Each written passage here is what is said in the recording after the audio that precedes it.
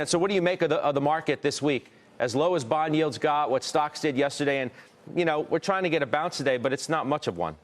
Yeah, so, we're in another one of these pullback phases, 5% at the worst, whether it turns into, a full-fledged correction. I don't have any greater sense of that than anybody else, but I think it reflects, obviously, some of the escalation in trade, and I think more meat being put on the bones of the impact that this is going to have. Companies actually coming out talking about whether they're likely to absorb it in their profit margins or pass costs on to the consumer. If so, are they going to do it specific to the tariffed goods, or will they spread those cost increases out over other goods?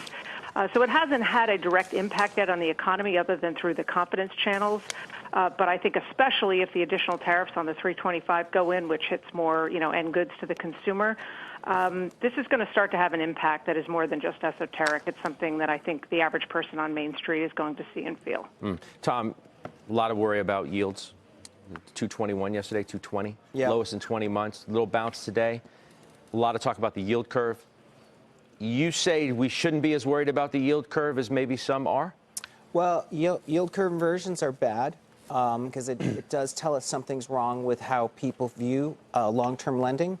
But one of the key things to point out is, we had a 10-year, 3-month inversion take place, but it's because of a risk-off. People buying the 10-year causing that rate to fall.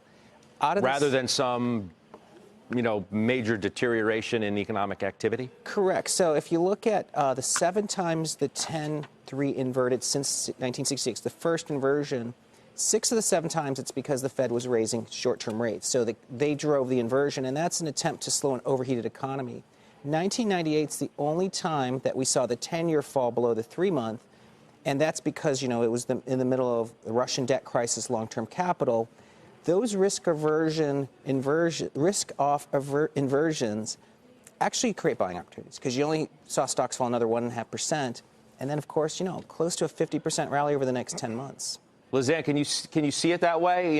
If I'm wondering if bond yields keep falling, if stocks will get any kind of lift, if people do, like Tom Lee said, view it as a buying opportunity or as a big risk-off event.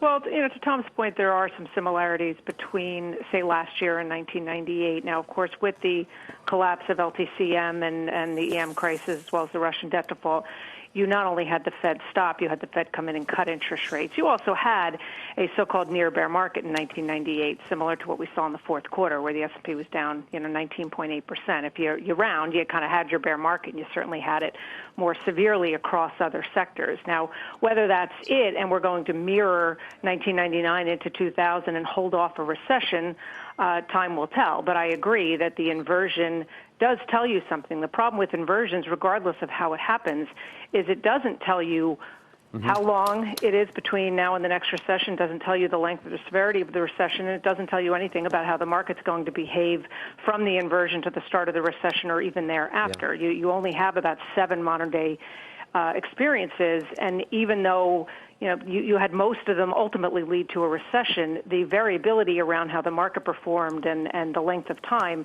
is wide enough that anybody that expresses their view based on averages, I think that's sort of faulty reasoning.